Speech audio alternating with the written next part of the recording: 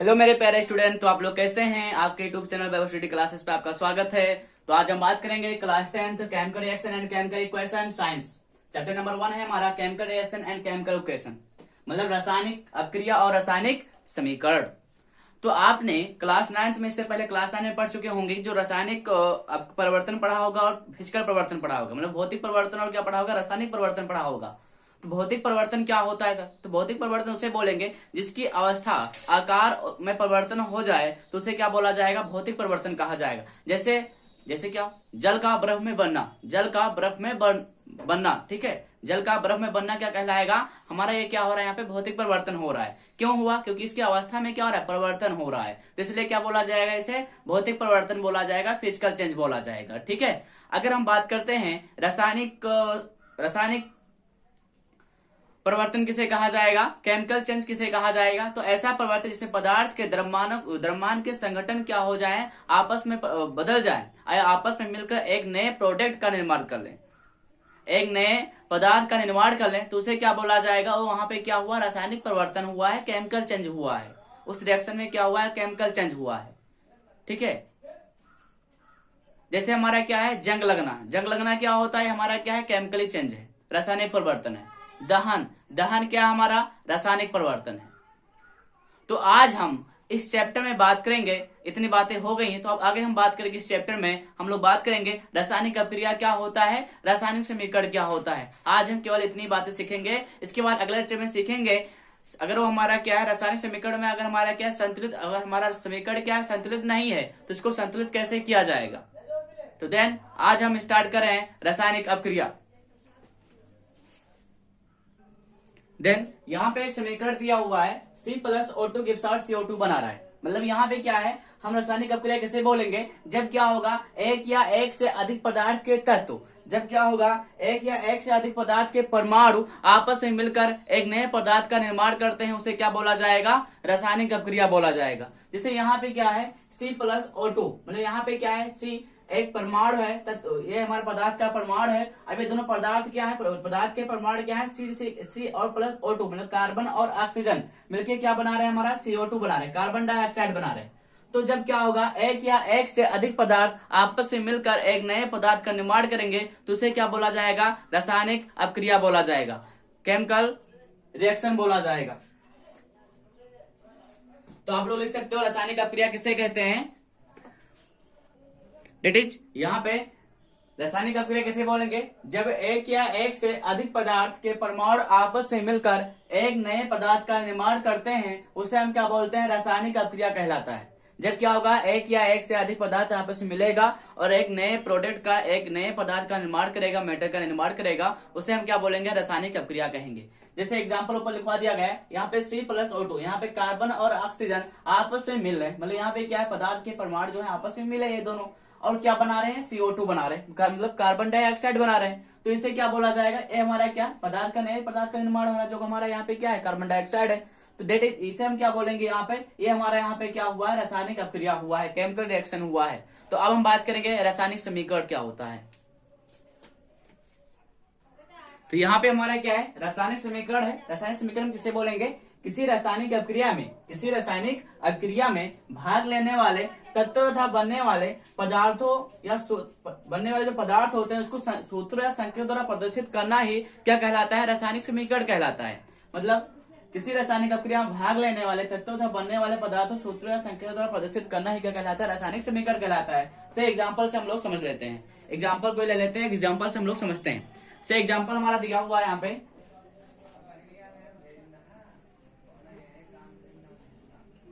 Example हमारा क्या है यहाँ पे, से एग्जाम्पल लेते हैं H2, एग्जाम्पल ले लेते हैं एक, सी हम यहाँ पे एग्जाम्पल ले रहे हैं Mg।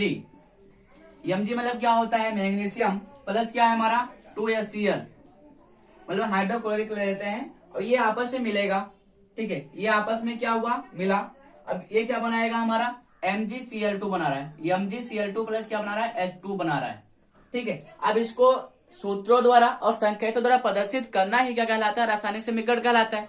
तो ये सर क्या है, तो जो यहाँ पे आपको देखना है, यहाँ पे क्या है, दो पदार्थ आपस में मिले हैं, जो मिले जो मिलकर एक नए पदार्थ का निर्माण कर रहा है, ठीक है, जो मिलकर एक नए पदार्थ का निर्माण करेगा, जो पदार्थ आपस में मिल रहे हैं, जो पदार्थ आपस में मिलेगा उसे क्या बोलेंगे यहाँ पे, रिएक्टेंट। मतलब जो पदार्थ जो मिला उसे क्या बोला गया, किससे निरूपित किया गया, वो रिएक्टेंट से, मतलब अभिकारक से उसे निरूपित किया गया। यहाँ पे क्या है, ये पदार्थ दोनों आपस में मिल रहे हैं, ये दोनों पदार्थ आपस में मिले हैं, तो इस दोनों पदार्थ को क्या बोला जाएगा, यहाँ पे अभिकारक कहा जाएगा। क्या कहा जाएगा, अभिकारक। इंग्लिश में इसे हम क्या बोलते हैं, रिएक्टेंट बोलते हैं, ठीक है। इसी प्रकार अब Mg हमारा, इसको और हम प्रदर्शित करेंगे। Mg जो हमारा क्या होता है, मैग्नीशियम, और मैग्नीशियम क्या होता है, एक धातु होता है जिसको हम सॉलिड यस से प्रदर्शित करेंगे। यहाँ पे क्या हो जाएगा हमारा, यस हो जाएगा, ठीक है। एंड यहाँ पे MgCl2 प्लस H2 हो जाएगा। तो ये हमारा क्या हो गया, अभिकारक हो गया। और यहाँ पे क्या है, एक नए पदार्थ का निर्माण कर रहा है, इसको हम किससे प्रदर्शित करेंगे, हमारा क्या है, प्रोडक्ट है, मतलब उत्पाद बोलते हैं। क्या बोलते हैं इसे, हम उत्पाद बोलते हैं। तो यहाँ पे क्या है, एक पदार्थ जो होता है उसको निरूपित करना है या संकेतों द्वारा प्रदर्शित करना है, क्या कहलाता है, रासायनिक समीकरण कहलाता है। तो इसको मैंने क्या बोल दिया, यहाँ पे दो पदार्थ आपस में मिले तो इसको मैंने क्या बोला, प्रदर्शित किया गया किससे, अभिकारक से। और इसको कैसे प्रदर्शित किया गया, जो बनेगा उसे क्या बोला जाएगा, उत्पाद कहा जाएगा, ठीक है। अब हम बात करेंगे रासायनिक अपक्रियाओं का निरूपण कैसे किया जाता है, इसके बारे में हम लोग सीखेंगे।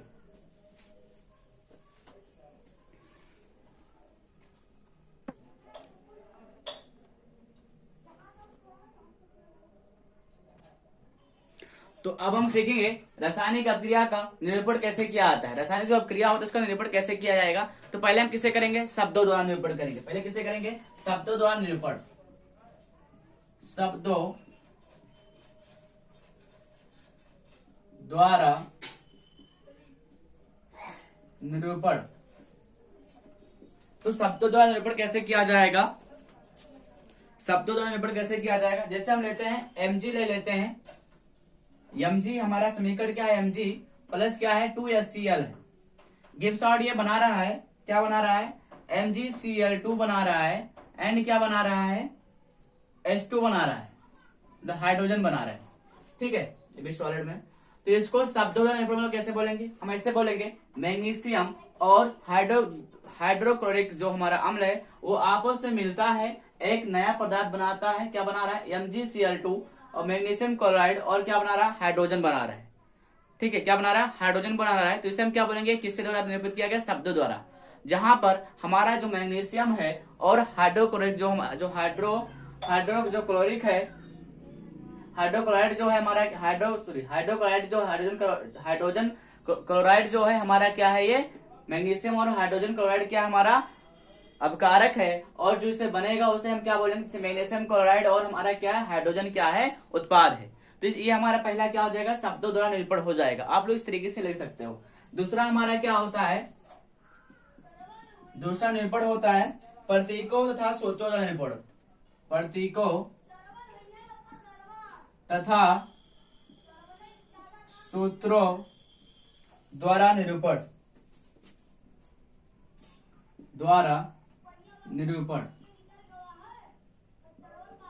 जैसे हम यहाँ पे जेडियन एक और समीकरण लेते हैं, जिसे हमारा क्या है, जेडियन है, जिंक है। अब जिंक को हम किससे द्वारा निरूपित, ये हमारा क्या है, धातु है, जिसे सॉलिड के रूप में निरूपित किया गया।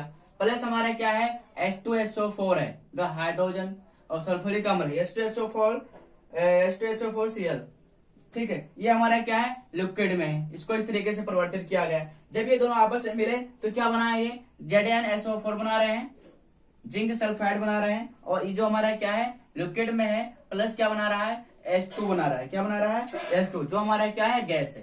तो यहाँ पे क्या बताया गया, यहाँ पे जिंक क्या है, धातु है, तो इसको धातु से प्रदर्शित किया गया, यस से ठोस अवस्था में है, H2SO4 क्या है, लिक्विड अवस्था में है, एंड इससे जो बना प्रोडक्ट क्या है, ZnSO4 क्या है, लिक्विड अवस्था में, और हाइड्रोजन क्या है, गैस अवस्था में। देखो यहाँ पे क्या है, इसको निरूपित किया गया, जेडियन यहाँ पे यस ब्रैकेट में लिखा गया, फिर यहाँ पे लिक्विड किया गया, यहाँ पे यल किया गया, यहाँ पे जी किया गया, G for gas, L for liquid, and S for solid, ठीक है। तो इसको इस तरीके से निरूपित करना है, हमारा क्या कहलाता है, रासायनिक समीकरण कहलाता है।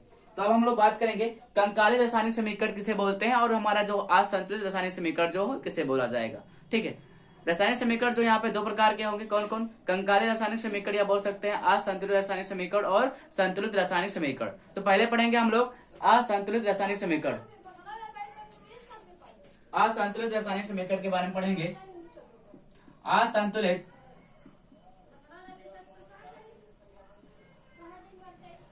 रासायनिक समीकरण। यहाँ पे एग्जाम्पल पहले लेंगे हम लोग, असंतुलित रासायनिक समीकरण।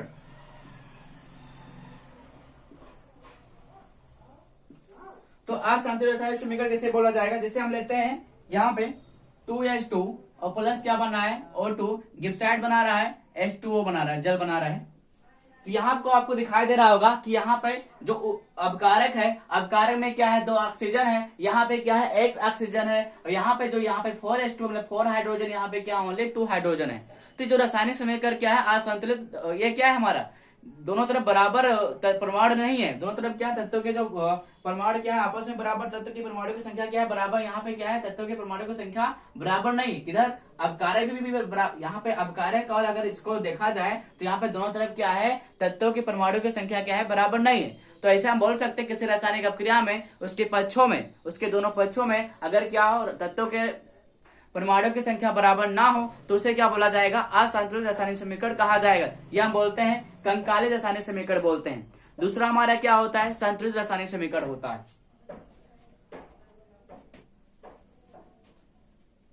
संतुलित रासायनिक समीकरण, अगली हेडिंग हमारी होगी संतुलित रासायनिक समीकरण।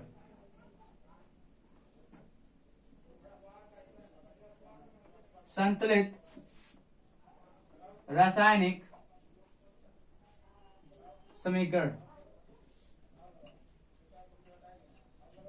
अब संतुलित रासायनिक समीकरण किसे बोला जाएगा, जैसे हमारा क्या है Zn ले लेते हैं, Zn प्लस H2SO4, गिब्साइड ये क्या बनाएगा हमारा ZnSO4 बनाएगा, है ना, ZnSO4 बनाएगा, जिंक सल्फाइड प्लस क्या बना रहा है H2 बना रहा है। ठीक है, तो यहाँ पे आपको दिखाई दे रहा होगा कि यहाँ पे Zn, इधर दोनों पक्षों में देखना है मुझे कि इधर देखो यहाँ पे जो तत्वों के परमाणु की संख्या क्या बराबर है कि नहीं बराबर है। तो यहाँ पर देखो Zn जो है, Zn भी इधर भी एक है, Zn इधर भी एक है, यहाँ पे H2 जो है, H2 हाइड्रोजन 2 है, इधर भी हाइड्रोजन क्या है 2 मॉलिक्यूल है, उसके और कितने 2 है। यहाँ पे जो है SO4 जो है, यहाँ पे भी 4 है, यहाँ पे भी 4 है। तो जब क्या होगा दोनों पक्षों में तत्वों की परमाणु की संख्या क्या होंगे बराबर होंगे, तो उसे क्या बोला जाएगा, तो रिएक्शन जो कहलाएगा, ये हमारा रिएक्शन क्या कहलाएगा, संतुलित रासायनिक समीकरण कहलाएगा। क्या कहलाएगा, संतुलित रासायनिक समीकरण कहलाएगा। अगर भाई ये जो हमारा क्या रिएक्शन संतुलित नहीं है तो इसको संतुलित कैसे करेंगे, तो इसके बारे में हम लोग अब सीखेंगे कि जो रासायनिक समीकरण अगर हमारा क्या असंतुलित है तो इसको संतुलित कैसे किया जाएगा।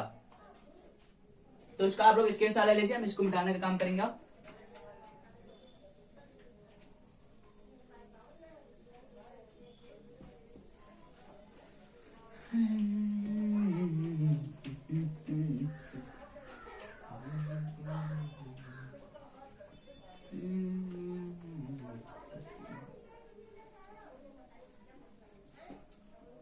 मजा आ रहा होगा आप लोगों को।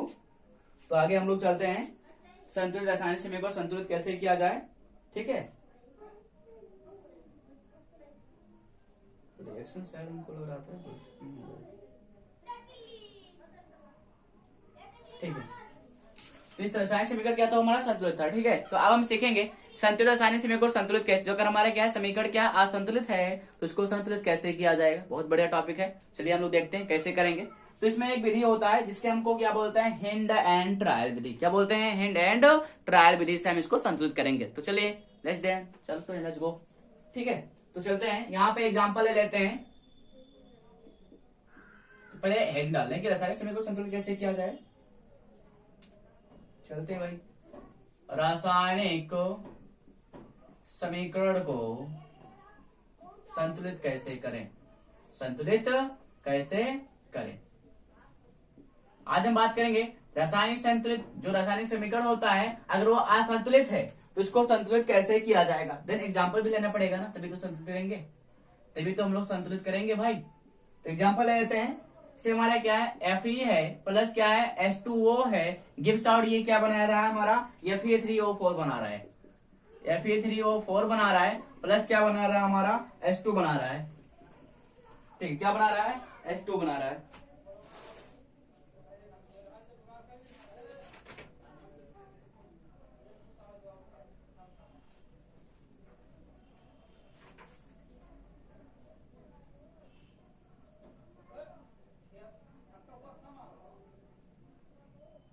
ठीक है, यहाँ पे आयरन जो है, आयरन प्लस H2O जो जल है क्या मिलकर बना रहा है आयरन। ठीक है, ऑक्साइड बना रहा प्लस क्या बना हाइड्रोजन बना रहा। तो यहाँ पर आपको देखना है ये समीकरण यार ये बताइए समीकरण को संतुलित कैसे देखेंगे, तो देख लेते हैं। यहाँ पे बाएं और दाएं तरफ, ठीक है, बाएं और दाएं तरफ यहाँ पे एक एक संख्याओं का नाम लिखते हैं, ठीक है। यहाँ पे कितने आपको दिखाई दे रहा है, यहाँ पे कितना दिखाई दे रहा है, हाइड्रोजन के परमाणु दिखाई दे रहे हैं, हाइड्रोजन के परमाणु, ठीक है, इस तरीके से लिखेंगे। फिर यहाँ पे क्या लिखेंगे, पहले हम लोग लिखेंगे तत्व पूरी, पहले हम यहाँ पे लिखेंगे तत्व कौन कौन से दिया हुआ है, साड़ी बनाएंगे, उस साड़ी में लिखेंगे, उस साड़ी में लिखेंगे, यहाँ पे एक तत्व बनाएंगे, तत्व एक हम साड़ी बनाएंगे, यहाँ पे तत्व लिखेंगे। इसके बाद यहाँ पे लिखेंगे अभिकारकों के परमाणु, अभिकारकों के परमाणु लिखेंगे। फिर इसके बाद हम लोग एक और डंडी खींचेंगे, इसके बाद लिखेंगे कितने दिया हुआ है, ठीक है, और उत्पादों के परमाणु दिया हुआ है, ठीक है, और क्या लिखेंगे, उत्पादों के परमाणु। तो यहाँ पे लिखेंगे उत्पादों के परमाणु, उत्पादों के परमाणु, ठीक है। तो यहाँ पे आपको पहले तत्व कौन सा दिखाई दे रहा है, आयरन दिखाई दे रहा है, Fe दिखाई दे रहा है। अब आपको देखना अभिकारकों में जो अभिकारकों में परमाणु जो हमारा क्या आयरन है, ये कितना दिखाई दे रहा है, एक दिखाई दे रहा है, चलो एक लिखते हैं। लेकिन यहाँ पे एक दिखाई दे रहा है ना, लेकिन यहाँ पे जो उत्पादों के परमाणु में आयरन कितने हैं, 3 आयरन दिखाई दे रहा है, कितने आयरन दिखाई दे रहे हैं, 3, तो यहाँ पे 3 लिखते हैं। फिर अगला तत्व हमारा क्या है, H है, तो यहाँ पे H को लिखते हैं। आपको अभिकारकों के परमाणु कितने दिखाई दे रहे हैं, H के कितने यहाँ पे परमाणु दिखाई दे रहे हैं, मुझे 2 दिखाई दे रहे हैं, तो यहाँ पे 2 लिखिए। फिर यहाँ पे उत्पादों के परमाणु कितने दिखाई दे रहे हैं हमें, यहाँ पे हाइड्रोजन का, यहाँ पे भी क्या है, 2 है, ठीक है, यहाँ पे भी क्या हमारा 2 है। फिर हम देखते हैं ऑक्सीजन, क्या देखते हैं, ऑक्सीजन, O फॉर ऑक्सीजन।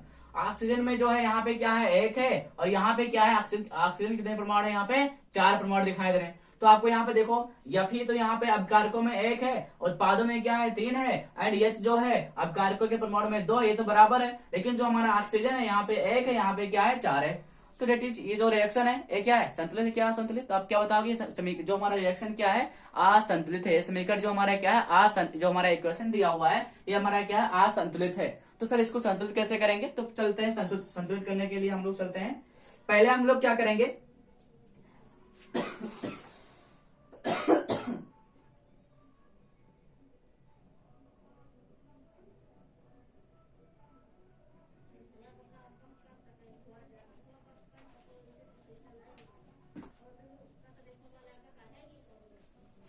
तो इसको हम यहाँ पे लिखेंगे। सबसे पहले हम लोग देखेंगे सबसे अधिक परमाणु वाला तत्व कौन सा है, सबसे अधिक परमाणु वाला तत्व कौन है, उसको पहले हम संतुलित करेंगे। जो इस समीकरण में पहले इसका बक्सा बना, ये बक्सा एक समीकरण हो गया, ये हो गया, ये हो गया, ठीक है, ये हो गया। अब देखेंगे सबसे अधिक परमाणु तत्वों के, जो सबसे अधिक तत्वों के परमाणु जो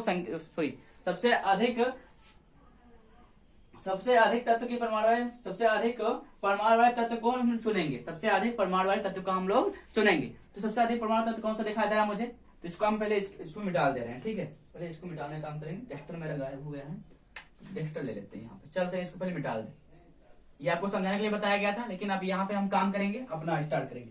पहले हमें यहाँ पे देखना है, इस समीकरण में देखना है सबसे अधिक परमाणु वाला तत्व कौन सा है, सबसे अधिक परमाणु वाला तत्व कौन सा है। तो आपको दिखाई दे रहा है कि यहाँ पे कौन है, यहाँ पे तो Fe 1 है, हाइड्रोजन 2 है, ऑक्सीजन यहाँ पे जो है 4 दिखाई दे रहा है। वो क्या है हमारा, उत्पाद में, क्या है, उत्पाद में।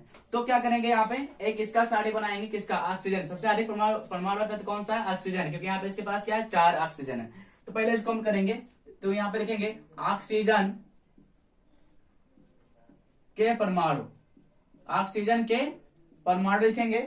इसके बाद लिखेंगे हम लोग अभिकारकों में कितने ऑक्सीजन है, अभिकारकों में, अभिकारकों में, ठीक है, क्या लिखेंगे, अभिकारकों में। इसके बाद हम क्या लिखेंगे, उत्पादों में कितने हैं भाई, उत्पादों में कितने हैं, ठीक है, उत्पादों में कितनी संख्या है, इसको हम ले लेते हैं, हमारा क्या है,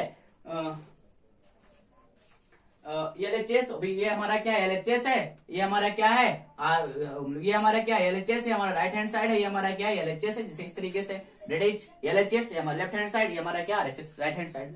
तो यहाँ पे ऑक्सीजन के परमाणु, हमारा ऑक्सीजन जो है, ठीक है, प्रारंभ में कितना है, पहले यहाँ पे लिखेंगे आप प्रारंभ में ऑक्सीजन भाई कितना है, यहाँ पे प्रारंभ में अभिकारकों में ऑक्सीजन कितना दिखाई दे रहा है आपको सर, 1 दिखाई दे रहा है। कहाँ, यहाँ पे देखो H2 यौगिक दिखाई दे रहा है, H2 अणु दिखाई दे रहा है, इसमें आपको दिख रहा है कि ऑक्सीजन कितने दिखाई दे रहा है, एक ही तो है ना। तो यहाँ पे H2 में जो हमारा प्रारंभ में अभिकारकों में ऑक्सीजन कितना दिखाई दे रहा है, एक दिखाई दे रहा है, ठीक है। उत्पादों में देखना है, यहाँ पे क्या है, ऑक्सीजन की जो संख्या है Fe3O4 में क्या दिखाई दे रहा है मुझे, क्या दिखाई दे रहा है, 4 दिखाई दे रहा है, ठीक है। अब यहाँ पे क्या दिखाई दे रहा है, 4 दिखाई दे रहा है। अब इसे मुझे प्रारंभ में हो गया, अब इसे क्या करेंगे, संतुलित करने के लिए हम क्या करेंगे, संतुलित करने के लिए, ठीक है, संतुलित करने के लिए। अब यहाँ पे क्या है, ये जो उत्पादों में परमाणु की संख्या क्या है, 4 है, यहाँ पे सबसे कम है, इसलिए हम क्या करेंगे, ये जो 4 है, 4 का मल्टीप्लाई इससे यहाँ पे कर देंगे, ठीक है। क्या कर देंगे, इस 1 में हम किसका मल्टीप्लाई, जो हमारा H2 है, H2 में है, H2O में जो है हमारा 1 है ना, अब इस 4 का मल्टीप्लाई किससे कर देंगे हम लोग, किससे कर देंगे, इस 4 का मल्टीप्लाई इससे कर देंगे, इससे ये H2 में कर देंगे, ठीक है। तो कितने हो जाएंगे, 1 गुणे क्या हो जाएगा, 4, क्या हो जाएगा, 1 गुणे 4 हो जाएगा, क्या हो जाएगा, 1 गुणे 4, मतलब इसका मल्टीप्लाई इससे कर देंगे, ठीक है। फिर यहाँ पे उत्पादों में तो भैया सेम है, यहाँ पे 4 ही रहेगा। जो हमारा क्या है, Fe किसमें हमारा है, Fe3O4 में दिखाई दे रहा है, ठीक है। तो अगर हम इस तरीके से करेंगे, संतुलित करने के लिए हमें इस 4 का मल्टीप्लाई कैसे करना पड़ा है, 1 से मल्टीप्लाई करना पड़ा है। यहाँ पे क्या है, 4 है, तो इसके लिए हमें यहाँ पे जो अपकारकों में करने के लिए यहाँ पे 4, तो इसलिए यहाँ पे अपकारकों में कम है, तो इसको हम कैसे मल्टीप्लाई करेंगे, 4 से ही मल्टीप्लाई करेंगे, तो 4 एकम 4। तो यहाँ पे अब हमारा समीकरण क्या बन जाएगा, Fe बन जाएगा, प्लस क्या बन जाएगा, इसका मल्टीप्लाई H2O से हुआ है ना, तो 4H2O बन जाएगा, क्या बन जाएगा, क्योंकि यहाँ पे एक H2O में है ना, 4H2O बन जाएगा। गिब्स ऑर्डर ये क्या बन गया हमारा, Fe3O4 बन गया, और प्लस क्या बन गया हमारा, H2 बन गया। अब हम देखेंगे हाइड्रोजन के लिए, यहाँ पे क्या, हाइड्रोजन संख्या क्या हो गई हमारी, 4 दूनी 8 हो गई, क्या हो गई हमारी, 8 हो गई। यहाँ पे हाइड्रोजन की संख्या हमारी क्या हो गई, 8 हो गई, और यहाँ पे क्या हमारे हाइड्रोजन की संख्या यहाँ पे क्या है, 2 है, तो इसको हम आप संतुलित करेंगे हाइड्रोजन के लिए, ठीक है। तो इसको आप लोग हाइड्रोजन के लिए संतुलित करेंगे, ठीक है। तो आ रहा है नहीं आ रहा, देखते हैं। हाइड्रोजन के लिए अगला हमारा तत्व कौन सा होगा, परमाणु हाइड्रोजन के लिए। तो प्रारंभ में, और ये सब लिख लेना आपको, हाइड्रोजन के लिए यहाँ पे क्या हो जाएगा, प्रारंभ में हाइड्रोजन कितना दिया हुआ है। अब हम इस समीकरण को नहीं देखेंगे, इस समीकरण को देखें जो आप बना हुआ है, ठीक है। तो यहाँ पे ऑक्सीजन प्रारंभ में कितना दिखाई दे रहा है, 4 दूनी 8, ठीक है। प्रारंभ में कितना है हमारा, 8 है, क्या है, 8 है ना, 4 दूनी 8, क्या है हमारा, H2O है, क्या है हमारा, H2O है, मतलब 4H2O दिया हुआ है। प्रारंभ में क्या हमारा दिया हुआ है, 4H2O दिया हुआ है, मतलब 4 दूनी क्या हो जाएगा, 8, क्या दिया हुआ, 8 दिया हुआ है, ठीक है। 4 दूनी 8, यहाँ पे देखो 4 दूनी 8, इसलिए हम बोल सकते हैं कि यहाँ पे कितने हाइड्रोजन है, 8 हाइड्रोजन है, ठीक है, इसलिए हमने इसको बाहर लिखा हुआ है। फिर हम बाद में यहाँ पे अपकारकों में हो गया, फिर इसके बाद करेंगे उत्पादों में कितना दिया हमारे, 2 दिया हुआ है, क्या दिया हुआ है, 2। यहाँ पे 8 हाइड्रोजन है भाई, 2 चौको 8, यहाँ पे हाइड्रोजन संख्या कितने हैं, 8, यहाँ पे क्या है, 2 है। अब हाइड्रोजन के लिए हो गया, ये है प्रारंभ में, क्या है, प्रारंभ में है। अब संतुलित करने के लिए हमें क्या करना पड़ेगा भाई, संतुलित करने के लिए हमें क्या करना पड़ेगा, अब संतुलित करने के लिए हमें क्या करना पड़ेगा, यहाँ पे कितने हाइड्रोजन है, कितने हाइड्रोजन है, यहाँ पे 8 है, यहाँ पे कितने हैं, 2 हैं, हम 8, यहाँ पे 2, हम 2 को किससे मल्टीप्लाई कर दे कि यहाँ पे 8 हो जाए, किससे मल्टीप्लाई कर दे, अगर हम 4 से मल्टीप्लाई करते तो कितना हो जाएगा, 8 हो जाएगा। देन यहाँ पे क्या हो जाएगा हमारा, 8 हो जाएगा, 8, यहाँ पे जो हमारा क्या है, हाइड्रोजन परमाणु की संख्या 8 है। अब इसको ऐड करने के लिए हमें क्या करना पड़ेगा, 2 गुणे 4, इसका जो हमारा 2, इसका मल्टीप्लाई 4 से करना पड़ेगा, तो कितना हो जाएगा, 8 हो जाएगा। तो देन अब हमारा समीकरण क्या बन जाएगा, अब हमारा समीकरण क्या बन गया, अब हमारा जो समीकरण बनकर तैयार हो जाएगा, इस पहले आप लोग स्क्रीनशॉट ले लीजिए इसका, इसके बाद आगे बढ़ते हैं। ऊपर वाला क्या ले लीजिए, ले लिए होंगे आप लोग।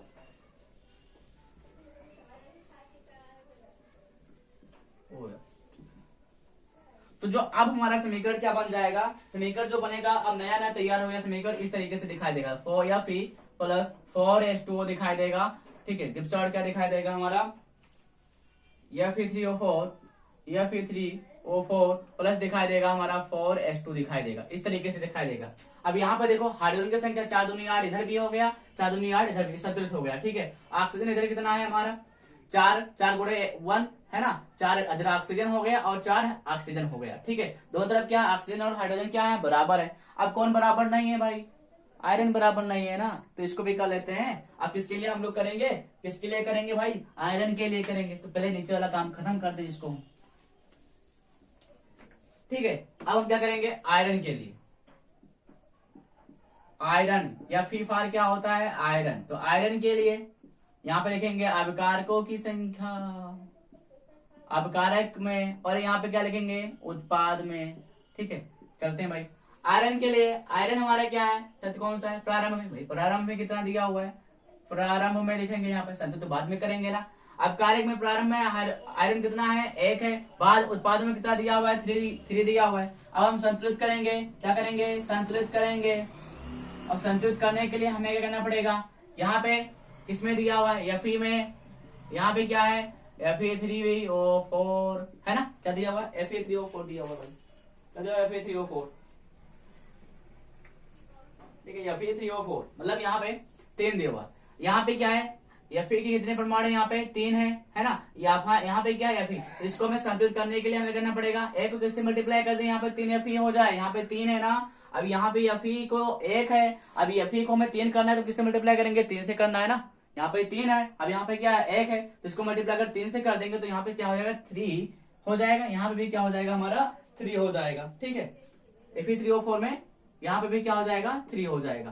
तो यहाँ पे भी क्या हो गया, संतुलित हो गया। अब जो हमारा समीकरण बनकर तैयार होगा, कौन सा होगा, समीकरण कौन सा बनकर तैयार हो गया हमारा, 3Fe क्या बन गया, 3Fe बन गया, और प्लस क्या बन गया, 4H2O बन गया, प्लस क्या बन गया, गिब्स आउट यार, गिब्स आउट हमारा क्या बन, गिब्स आउट हमारा क्या बन गया, Fe3O4 बन गया, प्लस क्या बन गया, 4H2O।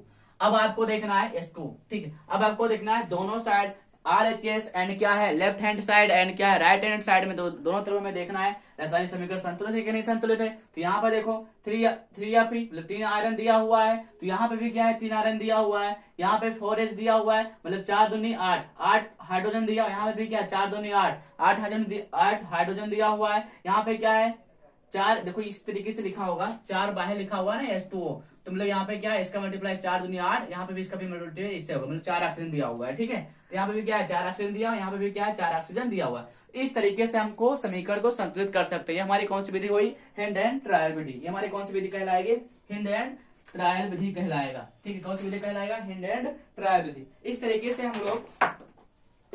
हम इस तरीके से रासायनिक समीकरण हमारा क्या होगा, असंतुलित होगा तो संतुलित कर सकते हैं। अगर हमारा लेक्चर, अगर हमारा वीडियो अच्छा लगे तो हमारे चैनल को सब्सक्राइब और शेयर जरूर कीजिए। हाँ, अगर जो हमारे वीडियो पर, जो हमारे चैनल पर नए हो, वो हमारे चैनल को सब्सक्राइब भी करें और शेयर भी करें। थैंक्स, धन्यवाद।